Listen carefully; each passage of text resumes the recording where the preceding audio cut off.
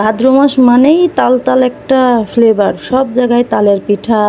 তালের কত রকমের পিঠা তৈরি করা যায়, কত রকমের পিঠা আছে। আসলে সব ধরনের পিঠা আমি চিনিও না, আমি মাত্র 2 রকমের পিঠাই চিনি, তালের চুষি আর তালের বড়া। আসসালামু আলাইকুম বন্ধুরা, সবাই কেমন আছো? আশা করি সবাই অনেক ভালো আছো। আমি আলহামদুলিল্লাহ অনেক ভালো আছি। কাজের চাপে আগের মতো আর বড় ভিডিও শেয়ার করতে পারি না, আসলে ভিডিও সবসময় করে উঠতে পারি না, এই জন্য তোমাদের সাথে শেয়ারও করা হয় না। তো তালের পিঠা বানানোর জন্য তাল নিয়ে আসছিল, অনেক দিন হয়েছে, তাল ফ্রিজে অনেক দিন রেখে দিয়ে তারপরে সেই তালের পিঠা বানাচ্ছিলাম। না, এই তাল প্রসেস করতে পারি না, যেটা সত্যি কথা, কখনো করি নাই। সবসময় দেখছি আম্মু, বড় আপু ওরাই করতো, আমি কখনো করি নাই। আপু পারে সব রকমের পিঠা সব কিছু তৈরি করতে পারে, আমি ভাই অত কিছু পারি না, তারপরেও চেষ্টা করি। আমাদের বাসায় সব থেকে বেশি পিঠা পছন্দ করতাম আমি, আর সেজন্য আমাকে দিয়ে আম্মু অনেক কিছু করাইতো, আসলে শেখানোর উদ্দেশ্যে করাইতো। তারপরে আসলে অনেক কিছু পারতাম না, এখন চেষ্টা করি। গত বছর লাস্ট তার হাতেরই পিঠা খাইছিলাম, তারপরে আর তালের পিঠা খাওয়া হয়নি। আর এবছর তো আর নাই যে সে খাওয়াবে। আমাদের সাথে এত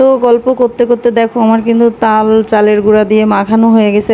সাধারণত তালের বড়া তৈরি করার জন্য আমার মনে হয় কাঁচা তালটাই সবাই নেয়, তো আমিও সেই তালের সঙ্গে চিনি, তারপর সামান্য পরিমাণে লবণ আর চালের খুব ভালোভাবে মিক্সড করে নিয়েছিলাম। দেখো আসলে আমিও অতটা পারদর্শী না, আমি যেভাবে করছি সেটাই তোমাদের সাথে শেয়ার করার চেষ্টা করতেছি। চালের গুঁড়া, তারপর তাল, চিনি সবকিছু হাতের আন্দাজে করেই মিক্সড করে নিতে হবে। এর মধ্যে একটু নারকেল দিলে আরো ভালো হতো, যেহেতু আমার বাসায় নারকেল ছিল না তাই নারকেলটা দিলামই না, যা ছিল সেটা দিয়েই তৈরি করার চেষ্টা করছি। সবকিছু খুব সুন্দর করে মিক্সড করে ফার্স্টে তেল গরম হয়েছে কিনা ছোট ছোট দুটা ছেড়ে দিয়ে দেখছিলাম, তো এত সুন্দর ফুলে উঠছিল না কি। আমার মনে হয় তালের বড়া বানানো আসলে খুবই সহজ, এর থেকে তালের চুষিটা বানানো অনেক কঠিন। আমি জীবনের প্রথমবার একবার বানাইতে গেছিলাম শ্বশুর বাড়িতে বসে, কি আর বলবো, আমার শ্বশুর বাড়িতে ওই পিঠাটা কেউ চেনেই না, তালের চুষি এই পিঠাটা কেউ চেনেই না। তো আমি ভাবলাম একটু বানাই, তাদের খাওয়াই। মোর কাছ থেকে শুনে নিয়ে একটু সেভাবে বানানোর চেষ্টা করছিলাম। আসলে কি বলবো, পিঠাটা একদমই ভালো হয়েছিল না।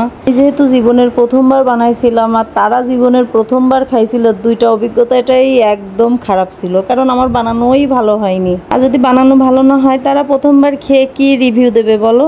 তো যাই হোক, এভাবে করে পিঠাগুলো সব বানাই নিচ্ছিলাম। আসলে আমি টুকটাক পিঠা বানানোর চেষ্টা করি, যেহেতু আমি পিঠা পছন্দ করি, আমার যখন মন চায় তখনই বানাই খাওয়ার চেষ্টা করি। অবশ্য অনেকটা কমে গেছে, কারণ দুইজনকে সামলায় পিঠা বানায় আর খাওয়া হয় না। তারপরেও একটু তালের পিঠা খাইতে ইচ্ছা করতেছিল, আর ও তাল নিয়ে আসছিল, ভাবলাম একটু বানাই। মাশাল্লাহ পিঠাগুলো বেশ ভালোই হয়েছিল, কিন্তু প্রথম দিকে বেশ ভালো হলেও পরের দিকে একটু ভেঙে ভেঙে যাচ্ছিল, কেন জানি না, হয়তো আমার মিক্সড করা হয়নি, তা না হলে ফ্রিজের তাল, এই জন্য। তো দেখো পিঠা ভেঙে দেখাচ্ছি, পিঠার মধ্যে কিন্তু খুব সুন্দরভাবে সেদ্ধ হয়ে গেছে। তো এইভাবে পিঠাগুলো সব তৈরি করে নিলাম, আবার সবাই খুব মজা করে খাচ্ছিলাম। আজকে এই পর্যন্ত, সবাই ভালো থেকো, আল্লাহ হাফেজ।